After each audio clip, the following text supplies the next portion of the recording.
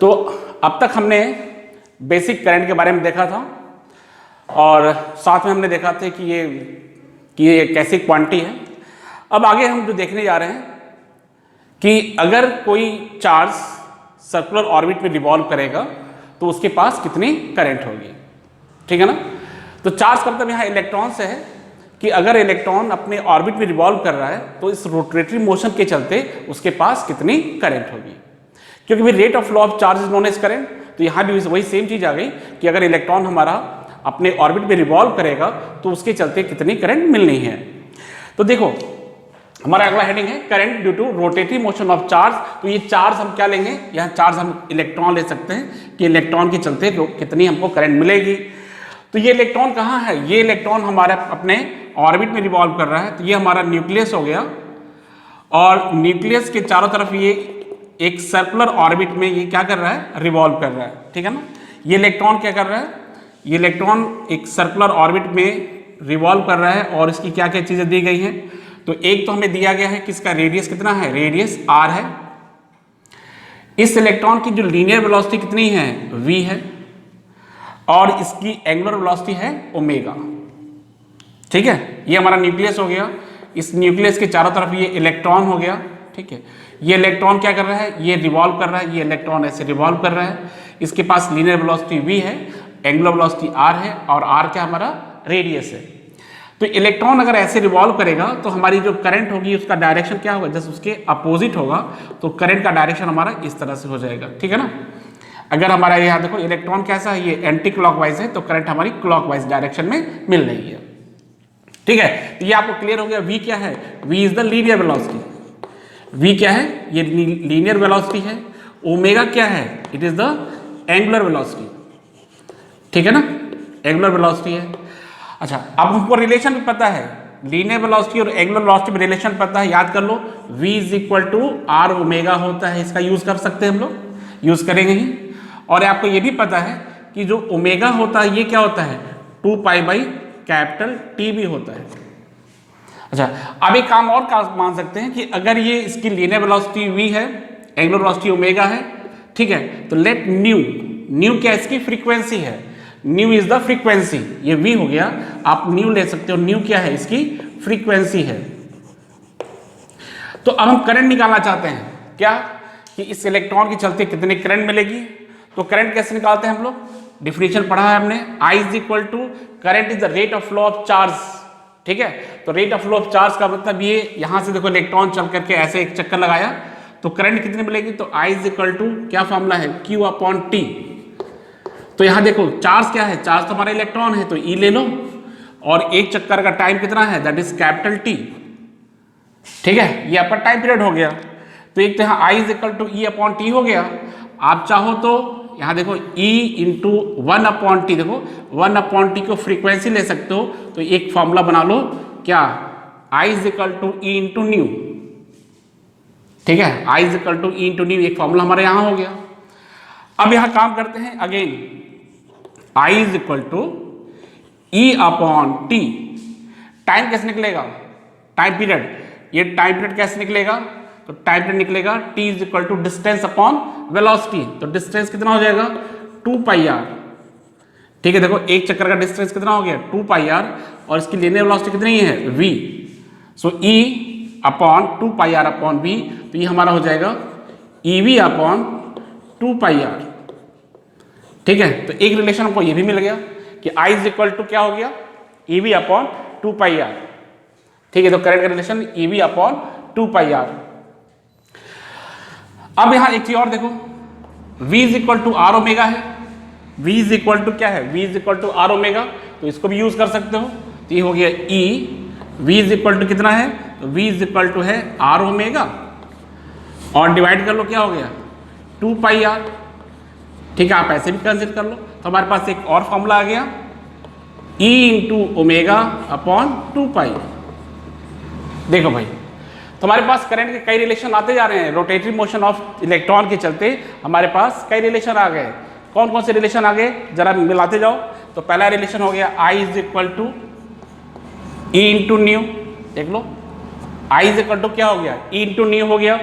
दूसरा क्या कहता है, इसी को आपने क्या लिखा, E अपॉन कैपिटल T भी लिखा, ठीक है।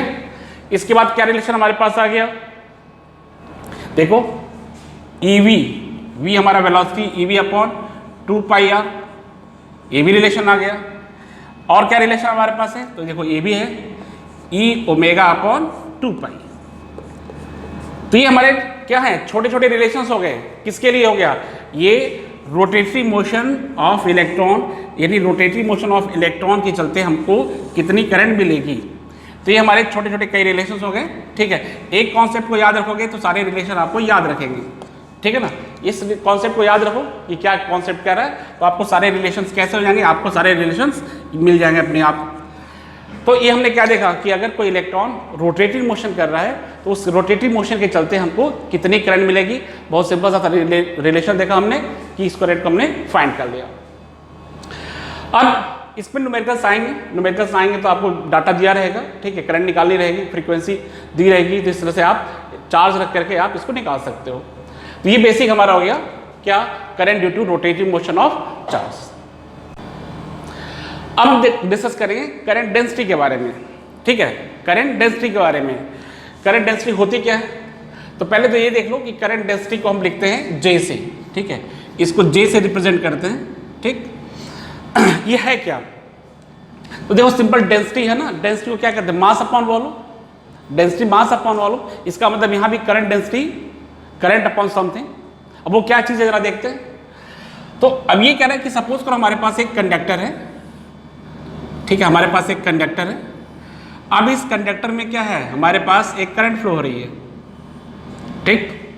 ये हमारे क्या हो गए, ये हमारे इलेक्ट्रॉन हो गए, ये फ्री इलेक्ट्रॉन है, ठीक है, और ये फ्री इलेक्ट्रॉन्स मूव करेंगे, ठीक है। तो हमने क्या देखा कि अगर ये पॉजिटिव है और ये नेगेटिव है तो ये इलेक्ट्रॉन का मूवमेंट इधर होगा और ये इलेक्ट्रॉन चलेंगे। इस तरह से हमारे पास करंट मिलेगी इस डायरेक्शन में, ठीक है ना। अब ये मानते हो कि हमको क्या निकालना है, we have to find current density. Current density कैसे डिफाइन करेंगे, तो करंट डेंसिटी को डिफाइन करने के लिए हम करते क्या है, इस पॉइंट पर, यहाँ पे एक पॉइंट हमने लिया और यहाँ पे हमने एक एरिया ले लिया, इसके सराउंडिंग हमने क्या ले लिया, एक एरिया ले लिया। लेट एरिया इज ए, ठीक है, ये क्रॉस सेक्शन एरिया कितना है, ये ए है। और करंट कितनी फ्लो कर रही है, तो करंट हमारी आई, जो यूनिफॉर्म करंट है ये कितनी है, ये आई है। So current density is defined as J and J is equal to ratio of current to the area at that point. यानी यहाँ बहने वाली करंट और यहाँ एरिया का जो रेशियो है वही क्या कहलाता है, that is called current density. So J is equal to I upon A। देखो बड़ा सिंपल सा रिलेशन है। करंट डेंसिटी बेसिकली क्या है, current density is the ratio of current and area of cross section eight that point. तो और कैसे define कर सकते हैं, तो हमारे पास रिलेशन हो गया कि करंट डेंसिटी ये क्या होती है। अब एक चीज और जरा देख लो इसके साथ ही में कि इसका यूनिट क्या हो जाएगा, इसका यूनिट निकाल लेते हैं। देखो एम्पियर पर मीटर स्क्वायर, इसका यूनिट हो गया ampere per metre square. Dimension में निकाल लेते हैं किसका, करंट डेंसिटी J का डायमेंशन निकाल लेते हैं क्या होगा। तो एम्पियर का हमने बताया था ये यही ले लोगे क्योंकि फंडामेंटल क्वांटिटी है, और मीटर स्क्वायर का ये L के पावर 2, सो ये हो गया L के पावर -2। ये हो गया करंट डेंसिटी का डायमेंशन AL -2। और ये क्या कहते हैं, इनका कहना है कि J is a vector quantity, ठीक है। ये कैसी है, करंट डेंसिटी वेक्टर क्वांटिटी है। ये current density is a vector quantity and its direction is same as the flow of current, ठीक है। J कैसी quantity, J is the vector quantity and direction is same as the direction of flow of current. यानी यहाँ पे current density को निकालना होगा तो करंट डेंसिटी का डायरेक्शन कैसा होगा, जिधर हमारा करंट होगा। तो देखो करंट हमारा इधर है तो करंट डेंसिटी का डायरेक्शन भी कहाँ होगा, इस करंट के अलोंग ही होगा, ठीक है। तो यहाँ से एक चीज और आपको बताएंगे कि कैसे हम यहाँ दिखा सकते हैं कि जो करंट होती है वो कैसी क्वांटिटी होती है, स्केलर क्वांटिटी। यहाँ से भी हमको शो कर सकते हैं, जैसे हमने लास्ट लेक्चर में डिस्कस किया था कि जो करंट होता है इसका वेक्टर एडिशन नहीं हो पाता है, इसलिए जो करंट है कैसी क्वांटिटी है, it is a scalar quantity. यहाँ से भी हम दिखा सकते हैं कि करंट कैसे, इसको कैसे स्केलर लेना है। तो देखो दोबारा current density J is equal to I upon A, तो इसको और कैसे डिफाइन कर सकते हो, J is equal to I is equal to Q upon T, ठीक है। और एरिया को A रहने दो। भाई हमने क्या किया, आई को क्या लिया, क्यू अपॉन टी कर दिया और ये एरिया क्रॉस सेक्शन ए हो गया। तो अगर हमारा यूनिट एरिया, ठीक है, एरिया कितना हो गया, 1 हो गया, 1 यूनिट कर दो और t is equal to 1 second, ठीक है ना, एरिया को 1 कर दो, t को 1 कर दो, तो j इज इक्वल टू क्या हो गया, दैट इज द q, ठीक है। तो व्हाट इज करंट डेंसिटी, तो current density is the amount of charge, ये किसके बराबर है, उस अमाउंट ऑफ चार्ज के बराबर है जिस, कहां पे, कि अगर यूनिट क्रॉस सेक्शन एरिया से यूनिट टाइम में जो चार्ज फ्लो करेंगे वही किसके बराबर है, that is equal to current density के बराबर है। आप इसको ऐसे भी समझ सकते हैं, ठीक है ना, यहाँ पे एरिया आप यूनिट ले लो, यूनिट टाइम में जो चार्ज मूव करेगा वही क्या है, that is the current density. But हमने देखा कि current density J is equal to क्या है, I अपॉन A, ऐसे भी कर सकते हैं, ये भी रिलेशन को फॉलो कर सकते हैं। तो ये तो हो गया करंट डेंसिटी, हमने ये भी डिस्कस कर लिया कैसी क्वांटिटी है, it is a vector quantity and its direction is same as the flow of current. अब इसमें बात आती है कि मान लो हमारे पास जो एरिया हम कंसिडर कर रहे हैं, ये एरिया हमारा बिल्कुल परपेंडिकुलर नहीं है, ठीक है। कैसे, जरा देखो फिर से, कि अगर हम मान लेते हैं हमारे पास एक कंडक्टर है, ठीक, और ये एरिया हमारा इस तरह से ना हो करके कुछ ऐसे है, क्रॉस सेक्शन एरिया हमारा कुछ इस तरह से है, तो कैसे हम करंट डेंसिटी को यहाँ समझाएंगे, यहाँ जरा देखिए भाई। तो जरा देखो यहाँ फिर से, ये हमारा हो गया ये नॉर्मल, ठीक है, ये इस कंडक्टर का नॉर्मल हो गया। अगर ये एरिया देखो, ये इसके साथ क्या है, नॉर्मल के साथ एंगल थीटा है, ठीक है, और ये एरिया कितना है, ये एरिया हमारा ए है, ये कितना है, ए है। तो इसका कंपोनेंट कितना हो जाएगा, इसका कंपोनेंट देखो, ये एंगल थीटा है, तो इसका कंपोनेंट हमारा हो जाएगा, this becomes a cos theta, ये क्या हो जाएगा, ये हो जाएगा ए कॉस थीटा, ठीक है। अब यहाँ पे करंट डेंसिटी निकालनी हो, अगर हमको इसके लिए करंट डेंसिटी निकालनी हो तो क्या लिखेंगे, J इज इक्वल टू, ठीक है ना, I अपॉन एरिया कितना हो गया, that is the A cos theta, तो क्या लिखोगे, ए कॉस थीटा, ठीक है। J is equal to I upon A cos theta. तो देखो और इसको थोड़ा एक्सपेंड कर ले, हम लोग क्या कर सकते हैं, सो I इज इक्वल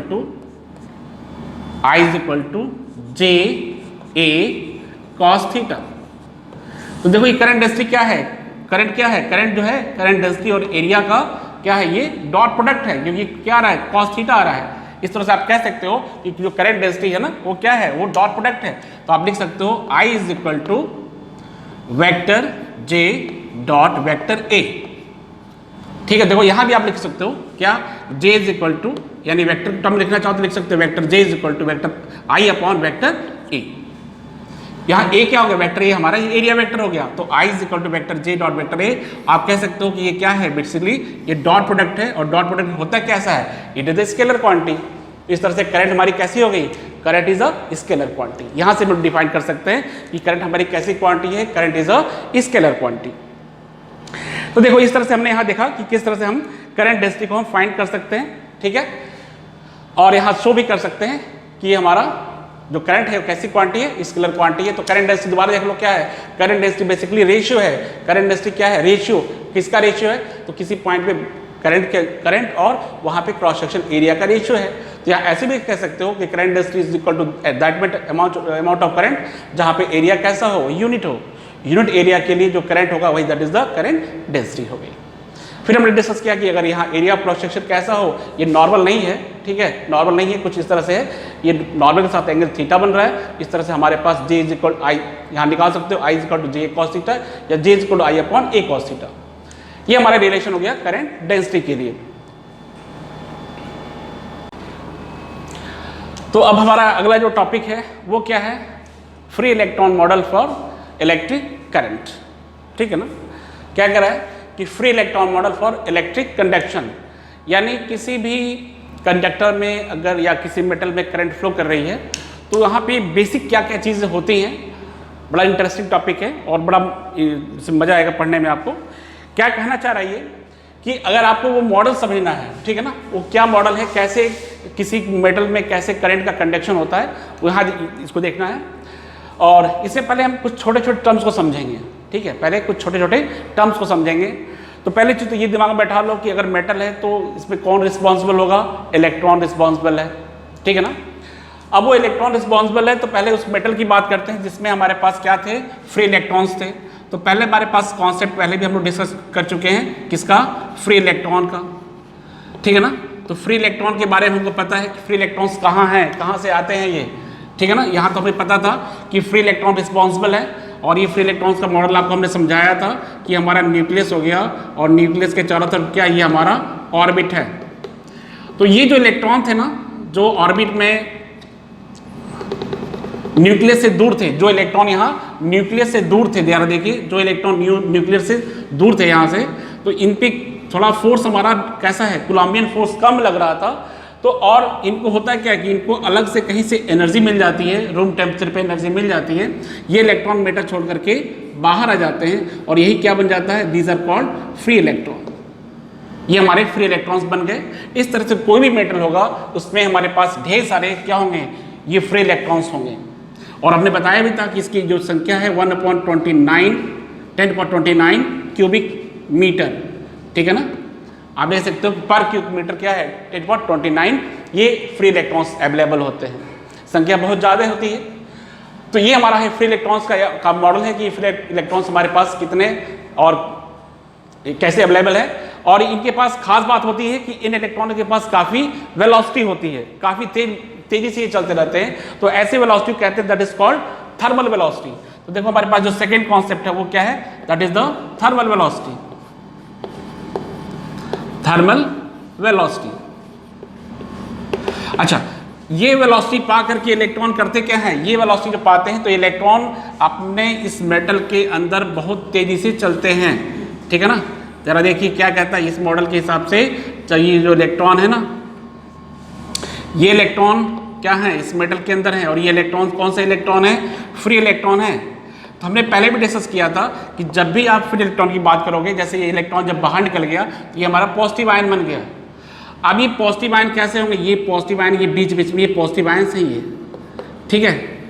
अब ये पॉजिटिव आयन्स चुपचाप ये पड़े हुए हैं, क्योंकि भाई ये क्या है, इनके पास मास ज़्यादा है ना, ये चुपचाप ऐसे मेटल में अंदर पड़े हुए हैं। अच्छा, अब होता क्या है कि ये जो इलेक्ट्रॉन है, जो फ्री इलेक्ट्रॉन्स है, देखिए ये जो फ्री इलेक्ट्रॉन्स है, इनके पास ये जो फ्री इलेक्ट्रॉन्स है ना, इनके पास बहुत ज़्यादा वेलोसिटी है। कितनी होती है, इनकी जो वेलोसिटी है 10⁵ मीटर पर सेकेंड, बहुत ज़्यादा वेलोसिटी इनके पास है। लेकिन ये इस वेलोसिटी जब ये चलते हैं, तो क्या होता है, ये टकराते हैं, ठीक है ना, ये टकराते रहते हैं इस तरह से, ये इस तरह से ये टकराते रहते हैं, ठीक है, टकरा रहेंगे। और हमने ये भी डिस्कस किया था कि अगर हम एक क्रॉस सेक्शन एरिया ले लें तो क्या पाएंगे कि जितने इलेक्ट्रॉन्स आपके इधर गए उतने इलेक्ट्रॉन्स के अपोजिट डायरेक्शन में आता है, ठीक है। इस तरह से हमारे पास जो नेट फ्लो होता है, क्या नेट फ्लो ऑफ इलेक्ट्रॉन, वो कैसा होगा, नेट फ्लो हमारा 0 होगा। नेट फ्लो क्या हो गया, ये 0 हो गया। इस तरह से करंट भी कैसी मिल जाएगी हमको, 0 करंट। यानी यहाँ पे इनकी वेलोसिटी से कोई फायदा हमें नहीं है, ठीक है, क्योंकि फाइनली हमारे पास करंट कैसी है, 0 है। तो ये जो वेलोसिटी होती है ना, this is called thermal, that is called thermal velocity. अब अगर हम ये मान लें कि अलग अलग जो इलेक्ट्रॉन है सबकी वेलोसिटी अलग अलग है, तो सबका एवरेज कैसा होगा, सबका एवरेज 0 होगा, कभी, क्योंकि इसकी वेलोसिटी से हमें कुछ फायदा तो मिला नहीं, ठीक है। तो आप कह सकते हो कि अगर हम इसके एवरेज निकालना चाहें, U1 U2 U3, ठीक है, और n नंबर ऑफ इलेक्ट्रॉन है, सबका हम सम करके क्या कर दें, इसका एवरेज कर दें, सबका क्या कर दें, सबका एवरेज निकाल दें, तो ये वेलोसिटी क्या होगी, ये 0 के बराबर है, क्योंकि इनके मूवमेंट से कुछ फायदा तो हुआ नहीं। यानी वेलोसिटी कैसी मानेंगे हम लोग, 0 मानेंगे। यानी हमारे पास जो थर्मल वेलोसिटी है वो कैसी है, 0 है। अगला जो टर्म हमारे पास है वो हमें डिस्कस करना है, that is called mean free path, ठीक है, that is called mean free path. Mean free path, ये बेसिक चीजें हैं जो हम इस मॉडल को समझेंगे यहाँ पे। तो मीन फ्री पाथ क्या होता है, मीन फ्री पाथ को हम लोग लैम्डा से लिखते हैं। मीन फ्री पाथ क्या है, तो यार देखो यहाँ पे ये इलेक्ट्रॉन कोलाइड कर रहे हैं ना, ये इलेक्ट्रॉन कोलाइड कर रहे हैं, तो ये दो कोलिजन के बीच में देखो, जैसे यहाँ से यहाँ टकराया, यहाँ से यहाँ टकराया, तो दो कंसेक्यूटिव कोलिजन के बीच का जो डिस्टेंस होता है that is called free path, ठीक है। दो कंसेक्यूटिव कोलिजन के बीच का जो डिस्टेंस है वो क्या है, that is called free path. और सारे इस तरह से सबका मीन ले लोगे तो क्या कहलाएगा, that is called mean free path. उस डिस्टेंस को क्या कहेंगे, that is called mean free path. दो कंसेक्यूटिव टक्कर में ठीक है ना। कोई इलेक्ट्रॉन चला, देखो इलेक्ट्रॉन यहाँ से चला, यहाँ टकराया, फिर यहाँ टकराया, इस तरह से, ठीक है। तो ये जो पाथ होगा that is called free path, और इस तरह से सबका मीन ले लोगे तो क्या कहलाएगा, this called mean free path, ठीक है। ऐसे हमारे पास मीन फ्री पाथ बात करते हैं। ऐसे हम एक टॉपिक हमारा और है, उसको डिस्कस कर लेते हैं, that is called relaxation time, ठीक है, that is called relaxation time. Time ये क्या चीज है, तो देखो रिलैक्सेशन जो टाइम है इसको लिखा जाता है टाउ से। Relaxation time is written as tau, और ये क्या है, ये आप कह सकते हो कि दो टक्कर के बीच का ये टाइम है, time between two consecutive collision, ठीक है। दो कंसेक्यूटिव कोलिजन के बीच का जो टाइम रहता है ये क्या कहलाता है, that is called relaxation time. दो कंसेक्यूटिव टक्कर के बीच का जो टाइम है that is called relaxation time, ठीक है। तो ये हमारे हो गए छोटे छोटे टर्म्स जो हमने देखा क्या है कि फ्री इलेक्ट्रॉन। अब बात करते हैं करंट का फ्लो होता कैसे है। तो ये तो हमने देखा कि पहले ये चीजें हैं कि अगर हमारे पास कोई कंडक्टर है, किसी भी अगर ये बैटरी से नहीं जुड़ा हुआ है तो इसमें करंट का फ्लो कैसा है, जीरो है। इसमें करंट का फ्लो कैसा है, जीरो है। लेकिन बात आती है कि जब इसको हम किसी बैटरी से जोड़ देते हैं तो क्या क्या चीजें होती है, जरा इसको देखो ध्यान से। अगर हम क्या करें, इनको किसी बैटरी से जोड़ दें तो यहाँ पे क्या होगा, इसको ध्यान से देखो। देखिए हमारे पास फिर से वही मॉडल आ गया, एक हमारे पास कंडक्टर है, ठीक है ना। इस कंडक्टर को करने क्या जा रहे हैं, इस कंडक्टर को हम बैटरी से जोड़ेंगे, लेकिन इनके पहले याद कर लो कि हमारे पास जिसमें जो फ्री इलेक्ट्रॉन्स थे, इन फ्री इलेक्ट्रॉनों से हमें कोई भी करंट नहीं मिल रही है, क्योंकि यहाँ नेट फ्लो कैसा है, यहाँ नेट फ्लो जीरो है। और ये भी हमें पता है कि भाई जब ये हम बात करते हैं जैसे फ्री इलेक्ट्रॉन्स की, तो हमारे पास ये पॉजिटिव आयंस भी आएंगे, ठीक है, ये पॉजिटिव आयंस भी आएंगे। अब हमने क्या किया, इसको जोड़ दिया किसी बैटरी से, ठीक है, या किसी सेल से इसको जोड़ दिया। देखो हमने इसको क्या किया, किसी एक सेल्स के थ्रू इसको जोड़ दिया। तो देखते हैं यहाँ पे क्या होगा, करंट का कंडक्शन कैसे होने जा रहा है यहाँ पे, ठीक है, यहाँ पे करंट का फ्लो कैसे होगा। तो जरा देखो, जैसे आपने सेल से जोड़ा, ये टर्मिनल हमारा पॉजिटिव हो गया और ये टर्मिनल हमारा निगेटिव हो गया। और इससे होगा क्या, ये पॉजिटिव नेगेटिव होने से यहाँ पे एक फील्ड, अंदर क्या है, एक फील्ड डेवलप हो गया। और फील्ड डेवलप होने से क्या होगा, इन इलेक्ट्रॉनों पे क्या लगेगा, एक फोर्स लगेगा। इन इलेक्ट्रॉन पे क्या लगेगा, फोर्स लगेगा। और ये इलेक्ट्रॉन क्या है, ये इलेक्ट्रॉन तैयार हो गए क्या, चलने के लिए, कहाँ, in the opposite direction of electric field. तो कुछ मॉडल ऐसे समझो क्या है कि सपोज करो क्या हुआ, जैसे अभी हम मान करते हैं स्कूल का स्ट्रक्चर लेते हैं। स्कूल अभी बेल लगनी है 8 बजे, अगर बच्चे पहुंच गए हैं 7:30 बजे तो क्या होगा, बच्चे ग्राउंड में क्या कर रहे हैं, दौड़ रहे हैं, ऐसे जिगजैग पाथ पे ऐसे दौड़ रहे हैं, आपस में लड़ रहे हैं, टकरा रहे हैं इधर से, इस तरह से हो रहा है ऐसा, ठीक है। बट जैसे ही असेंबली की बेल लगती है, सारे कैसे होंगे, सारे स्टूडेंट अलाइन हो जाएंगे कि हमें असेंबली करने जाना है। बस वही मॉडल हमारे यहाँ समझो कि अगर हम बैटरी से हमने नहीं जोड़ा है तो ये इलेक्ट्रॉन जिगजैग पाथ पे आपस में ऐसे टकरा रहे हैं और ये इनका मूवमेंट हो रहा है। जैसे बेल लग गई वैसे क्या हो गया, ये सारे तैयार हो गए कि हमको क्या करना है, असेंबली के लिए लाइन बना के चलना है। बस वही चीज़ होगी, जैसे आपने इसको वोल्टेज दिया, पोटेंशियल दिया, जैसे एक फील्ड डेवलप हुआ, ये इलेक्ट्रॉन तैयार हो गए कि हमें इस तरह चलना है। लेकिन यहाँ होता क्या है, ये इलेक्ट्रॉन ऐसे चलते हैं और ये बीच बीच में क्या है, ये इलेक्ट्रॉनों से टकरा देते हैं, बीच बीच में इलेक्ट्रॉन्स टकराते हैं। इस तरह से टकरा करके, नेचर तो है कि हम चलेंगे इधर, लेकिन ये टकरा टकरा के ऐसे चलते रहते हैं और अपने एनर्जी का लॉस करते हैं। तो इस तरह से ये जो सारे इलेक्ट्रॉन हैं इस तरह से टकराते टकराते इस तरह से चलेंगे और अपनी एनर्जी का लॉस करेंगे, ठीक है ना।